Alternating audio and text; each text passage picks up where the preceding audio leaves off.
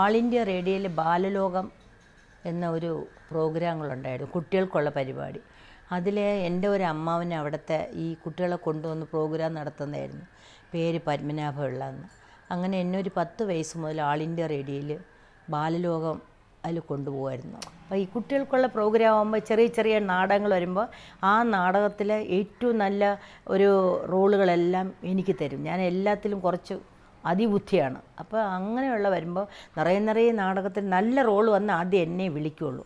അതിൽ നിന്നാണ് ഞാൻ കുറച്ച് അങ്ങനെ വന്ന് ബാലരോഗം കഴിഞ്ഞ് കലാരംഗം കഴിഞ്ഞ് പിന്നെ ഡ്രാമയായി.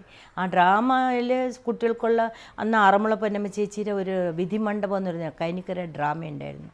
അതിൽ പൊന്നമ്മ ചേച്ചിയുടെ മകളായിട്ട് ഞാനും മകനായിട്ട് പൊന്നമ്മ ചേച്ചിയുടെ സ്വന്തം മകൻ്റെ മകൻ ഞങ്ങൾ ഡോക്ടർ രാജൻ മരിച്ചുപോയി. ഞങ്ങൾ രണ്ടുപേരുമാണ് അതിനകത്ത് അഭിനയിച്ചത്. മെറിലാൻഡിൽ നിന്നാണ് എൻ്റെ ആദ്യത്തെ സിനിമയുടെ കാലുവയ്പ്. പൊൻകതിർ മുതൽ അവിടെയായിരുന്നു. പിന്നെ അത് കഴിഞ്ഞ് വിവാഹമായി.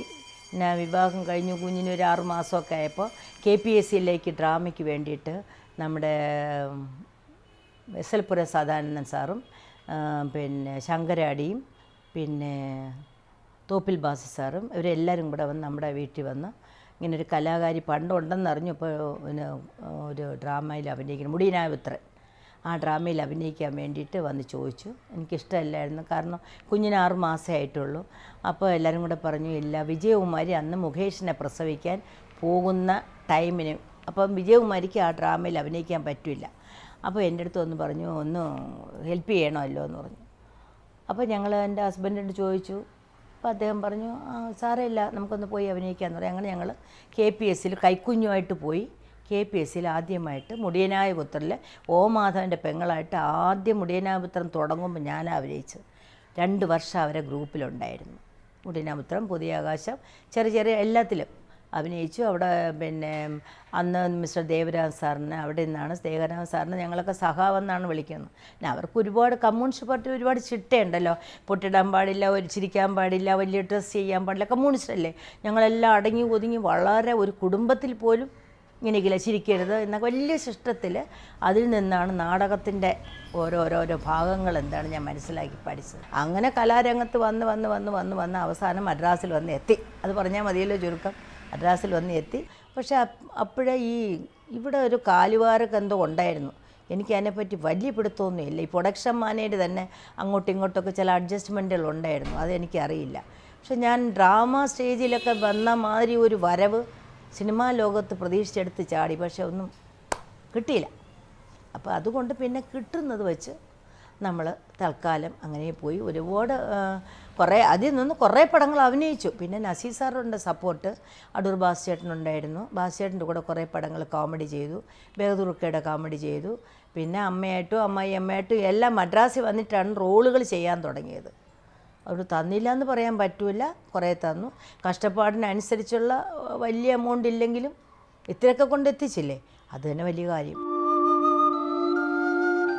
മലയാളത്തിലും തമിഴിലുമായി 360ഓളം സിനിമകളിൽ വഞ്ചൂർ രാധ വേഷമിട്ടു. പക്ഷേ ഇവർക്ക് നെഞ്ചോട് ചേർത്ത് പിടിക്കാൻ എത്ര കഥാപാത്രങ്ങളുണ്ടാവും? അവഗണനകൾ ഇത്രയേറെ ഉണ്ടായിട്ടും വഞ്ചൂർ രാധ എന്നും സിനിമയെ സ്നേഹിച്ചിട്ടേയുള്ളൂ. ഇപ്പോഴും സ്നേഹിക്കുന്നു. മുദ്രമോതിരം ജയഭാരതിയുടെയും പ്രേം നസീറും ഉണ്ട്. അല്ലെങ്കിൽ ജയഭാരതിയുടെ അമ്മയായിട്ട് അഭിനയിച്ചു. നല്ല ക്യാരക്ടറായിരുന്നു. സുധാകരൻ കുഞ്ഞ് വന്നപ്പോൾ തന്നെ ഇത് വേണ്ടിയിരുന്നു. വേണം, എന്നാലേ നമ്മളോട് കാണിക്കുന്ന അവഗണനയുടെ ചൂട് അയാളും അറിയും. പിന്നെ അഭിനയം എന്നും പറഞ്ഞ് ഡയറക്ടർ ബേബി സാറ് ഡയറക്ടർ ചെയ്തൊരു പടമുണ്ട് അഭിനയം. അതിൽ വിധുബാലയുടെ അമ്മയായിട്ട് ഒരു ഭ്രാന്തിയായിട്ട് നല്ല മറക്കാനാവാത്ത ഒരു ക്യാരക്ടറായിരുന്നു.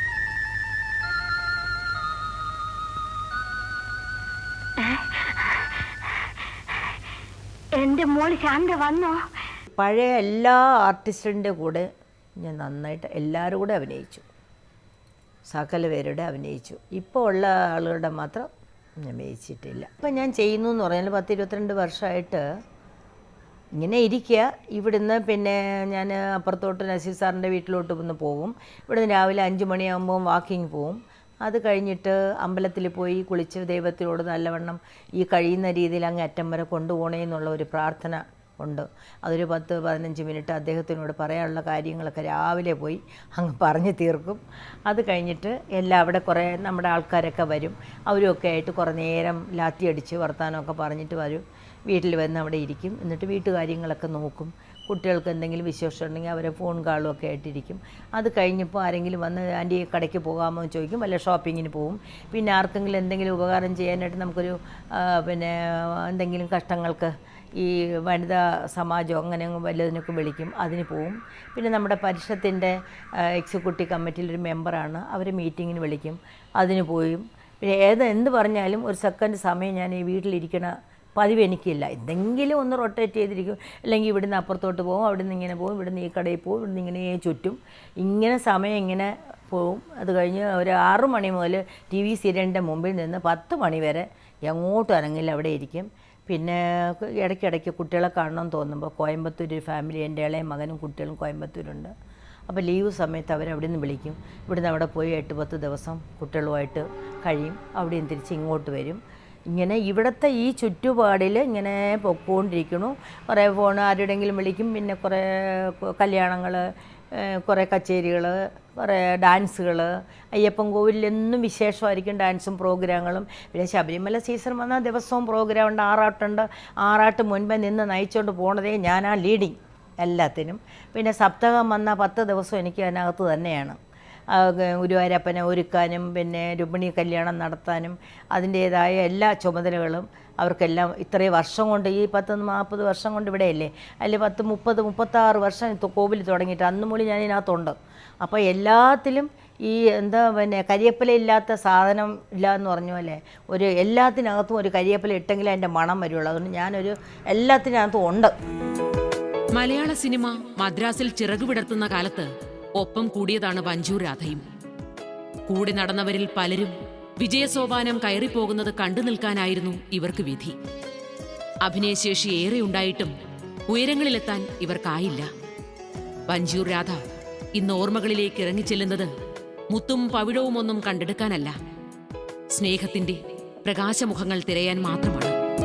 എപ്പോഴും പിറന്നോട്ട് നോക്കാതെ ഞാൻ മുമ്പോട്ട് പോകാറേ ഇല്ല. എപ്പോഴും പിറന്നോട്ട് കഴിഞ്ഞ കാലങ്ങളെ പറ്റി ആലോചിച്ച് ഒരുപാട് പോകുന്നുണ്ട്. എന്നാ കഴിയുന്നത് ഇപ്പം വരുന്നവർക്ക് ചിലവർ ചോദിക്കുമ്പോഴൊക്കെ ഞാൻ പറയും കഷ്ടപ്പാടൊന്നും വലിയ കഷ്ടപ്പാടല്ല. ഞാൻ അനുഭവിച്ച കഷ്ടപ്പാടിൻ്റെ ഒന്നും നിങ്ങളിപ്പോൾ ആർക്കും കഷ്ടമില്ല. കാരണം അത്രത്തോളം കഷ്ടപ്പെട്ട് നമ്മൾ മുമ്പോട്ട് വന്നു. പക്ഷെ അതുപോലെ ഒന്നും നിങ്ങൾക്ക് കഷ്ടമില്ല. ഞങ്ങൾക്ക് അഭിനയിക്കുന്ന കാലത്ത് കഷ്ടം, പിന്നെ നമുക്ക് കാശുകൾ കിട്ടിയില്ല. ഇന്ന് കാശ് അരി വാങ്ങിക്കാൻ കാശ് എന്ന് ചോദിച്ചാൽ നാളെ എൻ്റെ റോള് കട്ടാണ്. നാളെ എനിക്ക് ആ റോള് തിരിച്ച് തരില്ല. കാശ് ചോദിച്ചു പോയില്ലേ. എൻ്റെ ബുദ്ധിമുട്ടുകൊണ്ട് കാശ് ചോദിച്ചെന്നല്ല, ചോദിച്ചോ അടുത്ത റോളില്ല. ഇങ്ങനെയൊക്കെ നമ്മൾ ഒരുപാട് ദുരിതങ്ങൾ അനുഭവിച്ച് പിറന്നോട്ട് നോക്കിയാൽ അതേ ഉള്ളൂ. പക്ഷെ അത് ഇന്ന് ഞാനതൊക്കെ ഓർത്തിട്ടാണ് ദൈവം എനിക്ക് ഇത്രയും ഭാഗ്യം തന്നല്ലോ എന്ന് വിചാരിച്ച് സംതൃപ്തിയോടെയാണ് ഇപ്പോൾ മുമ്പോട്ട് പോയിക്കൊണ്ടിരിക്കുന്നത്. പക്ഷേ കഴിഞ്ഞ കാലം ഒന്നും വഞ്ചൂർ രാധ മറക്കില്ല. കഴിഞ്ഞ കാലം എന്നോ എൻ്റെ ഓർമ്മയിലുണ്ട്. വഞ്ചൂർ രാധയുടെ എന്നത്തെയും ശക്തി കലാ ആസ്വാദകൻ കൂടിയായ ഭർത്താവായിരുന്നു. ജീവിതത്തിലെ ഉയർച്ചകളിലും വീഴ്ചകളിലും തുണയായി ഒപ്പം നിന്ന ഒരാൾ. ഇത് പിന്നെ എൻ്റെ ഹസ്ബൻഡാണ്. പേര് നാരായണപിള്ള, ട്രിവാൻഡ്രത്താണ്. അപ്പോൾ ഇവിടെ ഞങ്ങൾ രണ്ടും മാത്രമാണ് ഇപ്പോൾ ഇവിടെ താമസിക്കുന്നത്. കുട്ടികളൊക്കെ അവരവരുടെ ഓരോരോ ഫാമിലിയായിട്ട്, ഒരാൾ ദുബായിൽ, ഒരാൾ പിന്നെ കോയമ്പത്തൂർ ഒക്കെ പോയി. ഇവിടെ ഞങ്ങൾ രണ്ടും അയ്യപ്പനെയും വഹിച്ച് ഇങ്ങനെ വീടുമായിട്ട് ഇവിടെ കുറേ ഫ്രണ്ട്സും ഉണ്ട്. അദ്ദേഹത്തിന് എന്ത് പറഞ്ഞാലും ട്രിവാൻഡ്രത്ത് വരണ കാര്യമേ മിണ്ടരുത്, വരില്ല. സിസ്റ്റേഴ്സൊക്കെ തിരുവനന്തപുരത്തുണ്ട്, പക്ഷെ പോകാൻ ഇഷ്ടമില്ല.